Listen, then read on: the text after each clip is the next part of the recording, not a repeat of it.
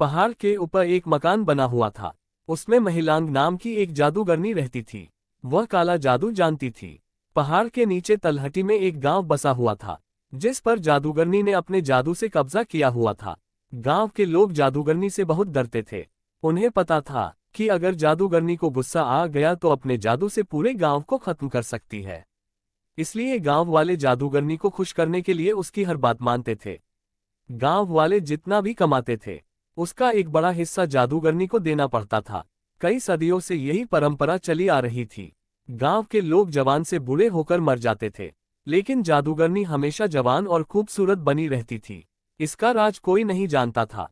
इसी गांव के एक घर में राकेश नाम का एक बच्चा रहता था। उसके पिता खेत में काम करते करते चल बसे। पिता के मरने के बाद राकेश ने खेती का काम संभाल लिया, लेकिन जितना भी अनाज वह मेहनत करके उगाता था, उसका एक बड़ा हिस्सा जादूगरनी को देना पड़ता था। एक दिन राकेश ने अपनी माँ से कहा, माँ, ऐसे तो हम कभी चैन से रह नहीं पाएंगे। इस जादूगरनी के कारण मेरे पिता की मृत्यु हो गई और अब मैं भी इसकी गुलामी कर रहा हूँ। राकेश की माँ ने कहा, बेटा, तुझसे पहले भी कई लोगों ने जादूगरनी का विरोध किया, लेकिन उसने अपने जादू से सबको मार डाला। हम कुछ नहीं कर सकते हैं। राकेश ने माँ की बात को बीच में काटकर पूछा, लेकिन माँ, कोई तो रास्ता होगा इस सब से बाहर निकलने का। राकेश की माँ बोली, बेटा, मेरी बात मान, जैसा चल रहा है चलने दे। राकेश उस समय तो चुप हो जाता है, लेकिन उसके मन में जादूगरनी से गांव वालों को छुटकारा दिलाने की बात घर कर गई। राकेश अगले दिन से अपने खेत पर काम करने जाने लगा, लेकिन उसका मन काम से ज्यादा जादूगरनी में लगा हुआ था। दोपहर को राकेश एक पेड़ के नीचे खाना खाने बैठा। वहीं उसके बराबर के खेत के दीनानंद चाचा भी खाना खा रहे थे। दीनानंद चाचा से राकेश ने अपने मन की बात कही। राकेश की बात सुनकर उन्होंने कहा, बेटा, बात तो तेरी ठीक है, लेकिन काम बहुत कठिन है, इसमें तेरी जान भी जा सकती है। राकेश बोला, चाचा, अगर गांव वालों को बचाने में मेरी जान भी चली गई तो मुझे खुशी होगी। आप कोई तरीका बताओ। तब दीनानंद चाचा ने कहा, आज से कई साल पहले गांव में एक किसान ने जादूगरनी को मारने की कोशिश की थी, लेकिन जादूगरनी को पता लग गया। फिर जादूगरनी ने उससे बदला लेने के लिए उसका सब कुछ छीन लिया और वह उसे मारने की तैयारी कर रही थी, लेकिन वह पहले ही गांव छोड़कर भाग गया। तुम उससे मिलो, उसका नाम गोपाल है। वह पास ही के एक गांव में रहता है, लेकिन वह किसी से मिलता नहीं है। राकेश बोला, लेकिन क्यों चाचा?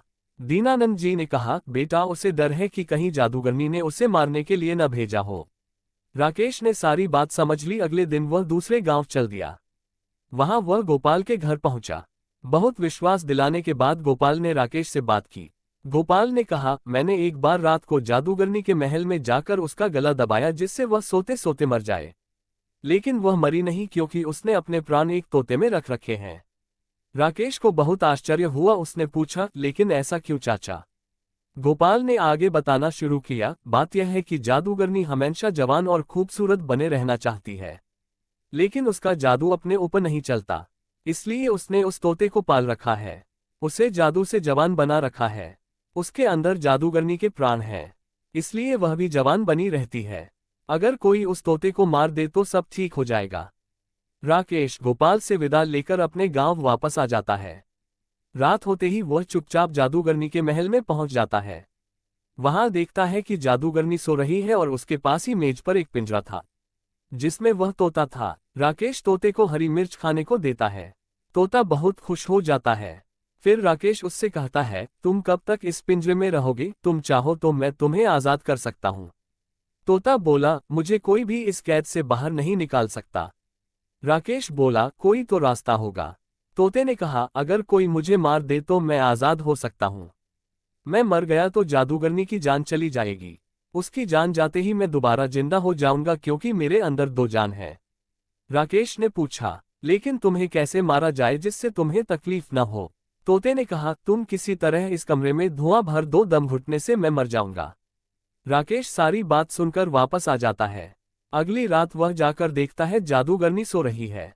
वह अपने साथ कुछ लकड़ियां लाता है, उन्हें जलाकर खिड़की से अंदर फेंक देता है, फिर खिड़की बंद कर देता है। धुएं से जादूगरनी उठ जाती है। वह पिंजरे को लेकर बाहर की ओर भागती है, लेकिन राकेश बाहर से दरवाजा बंद कर देता है। कुछ ही देर में तोता मर जाता है। उसके मरते ही जादूगरनी के हाथ से पिंजरा छूट जाता है और वह मर जाती है। ये सब राकेश बाहर से देख रहा था। जादूगरनी के मरते ही वह खिड़की खोलकर अंदर जाता है और पिंजरे को बाहर ले आता है। कुछ ही देर में तोता जिंदा हो जाता है। इस तरह राकेश की हिम्मत और सूझबूझ से गांव वालों को जादूगरनी से छुट्टी मिल जाती है।